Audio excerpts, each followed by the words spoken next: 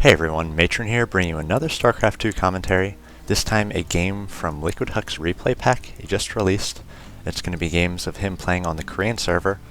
I already cast the one game where he did play Idra, and there's a little bit of rage at the end there, so if you haven't checked that out, I encourage you to do so. But this game he will be taking on DreamZenith. So Dream, the player's name, Zenith, going to be the player's team, and that is a Korean team. So HuK going to be playing against a Terran player here on Lost Temple, spawning on the eastern position. So we'll see what his PvT is looking like these days. Again, getting a lot of practice on the Korean server. If you check his profile on the Korean Battle.net server, he actually has close to 1,000 games played. And with the close to 1,000 games played he had on the North American server as well, he's putting in a lot of work trying to get better when he is over there in Korea. See Zenith placing that supply depot very close to the mineral line there, so not much distance for that SCV to travel. He can get right back to mining there. And now we see an early scout coming out from Zenith. Typically we see the barracks go down first and then a scout, but on this 4-player map he wants to make sure he knows exactly where his opponent is and he can tailor his build to the positions of the map. See HuK getting down that gateway. It's about a 13 gateway, and now chronoing out some probes. Always a good scouter. HuK's going to hit those towers, so if he sees the SCV coming across from the left-hand side, he knows he can eliminate the bottom spawn location, and now he's going to see that SCV, so immediately going to be checking that left location.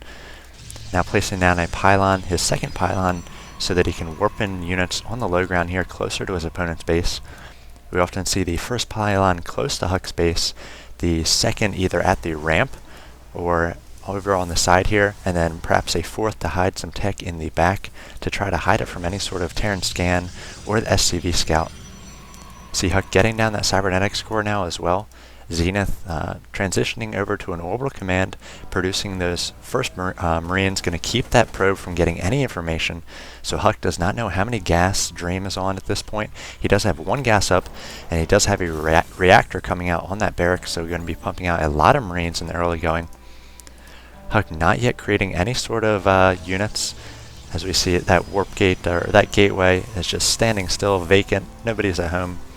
He may be creating a fast sentry or stalker to try to take down that SCV. Now we see the stalker coming out, and he's going to stop any sort of scouting from that SCV. HuK on 2 gas, so looking to go for some higher tech here.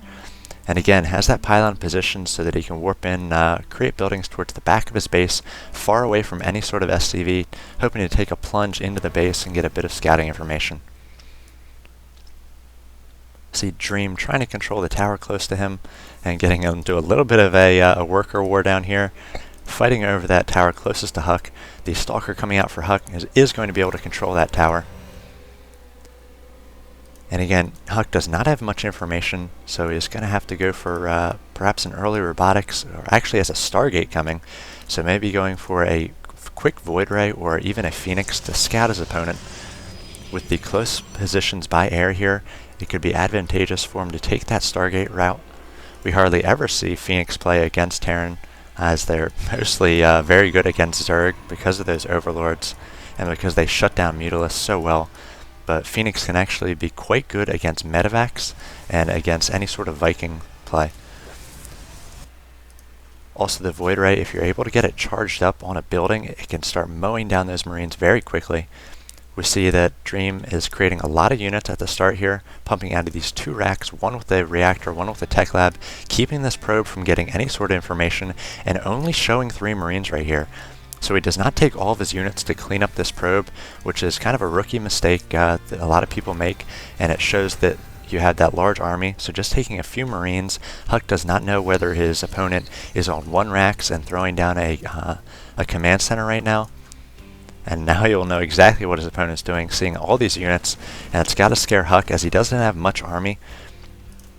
So going to be retreating back with this Phoenix to his base. Once he gets the second Phoenix out, he can start doing some harassment. But now going to be watching for these units as they move out, positioning this probe away from that watchtower. The probe did see everything coming. You do not want to lose your probe on the tower there. So now HuK has these 2 sentries he can wall off.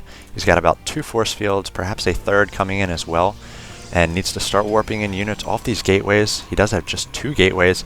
In comes a third, and we'll see whether he gets a force field down here. And yes, throwing down that force field, so we're going to be preventing these units from coming up the ramp for the time being. See a number of SCVs coming as well for Dream, and those force fields being thrown down every time, right on time. And HuK going to be trying to get more and more units in here. Still producing Phoenix, so he's got a number of Phoenix on the field. They can pick up units. And now it looks like he's going to try to take down these Marines. He can shoot them with the Stalkers. The Terran has no sight up this ramp, but it looks like the Terran's actually able to fit an SCV past that force field. So I'm not really sure how he did that. Wiggled right past it, and now he's got sight up on this high ground. He can shoot up top if the Stalkers get into range, and that SCV going down. So not sure how he made it past there. Wiggling another one up there.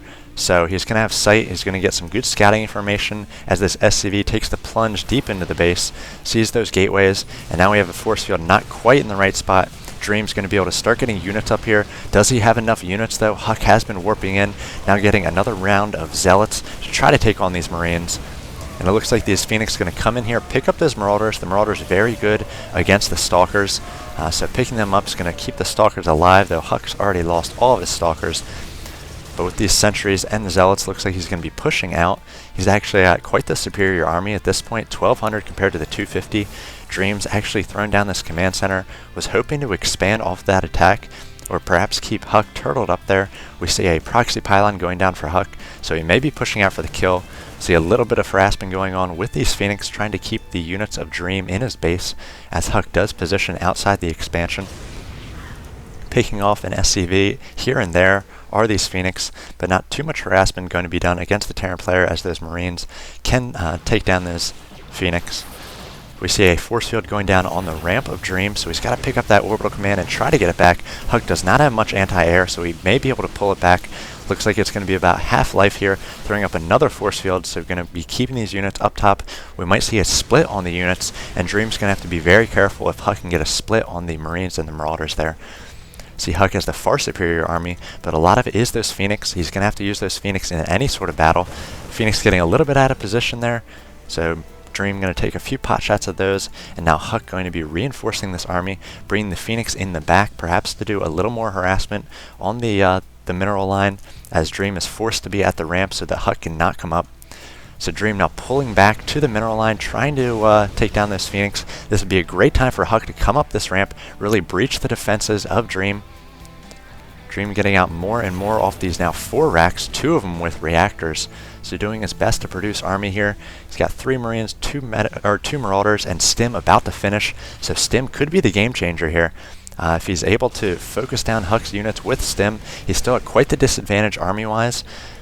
Could perhaps be throwing up a bunker or 2. Now going to Stim come down the ramp. He does not want to get his units separated, so engaging on his own terms down the ramp here. And it looks like HuK is going to be able to clean this up quite easily. The Phoenix not even coming into play, having to pick up anything, and Dream giving the quick GG. So HuK using these Phoenix for a little bit of harassment at the start, and then also picking up those Marauders in the first battle, really separating the DPS of Dream, keeping him from being able to do too much damage, and then countering with a nice army of his own. So we've seen HuK with his Korean expedition here, actually going to Stargate Tech a little bit more. He went Stargate first against Idra in the game that I did cast, so perhaps expanding his play. He had typically been known, especially in the PvP matchup, as a Colossus and a Storms player, but now introducing this Stargate, and we'll see what he's going to be doing with this in the future. Very interesting that force field was the SCV was able to get by it and up the ramp of HuK, so I'm not sure if that's an unintended bug, but it looks like the SCVs were able to squirm their way up that force field and get sight up there. So very interesting. Not seen any threads about that yet. That is the first time I've actually seen it. So be interested to see if that is unintended and Blizzard perhaps fixes it. We have seen that the Zealot wall off is no longer impenetrable to Zerglings, so there could be a lot of things being discovered in the game that do serve as bugs at this point that need to be fixed. So I'll go ahead and cast more games from the HuK replay pack. So look forward to casting those. Hopefully you will watch them. If you're looking for more action in the StarCraft 2 universe, check out my channel Matron Starcraft at youtube.com. Thanks for watching this one. Take care.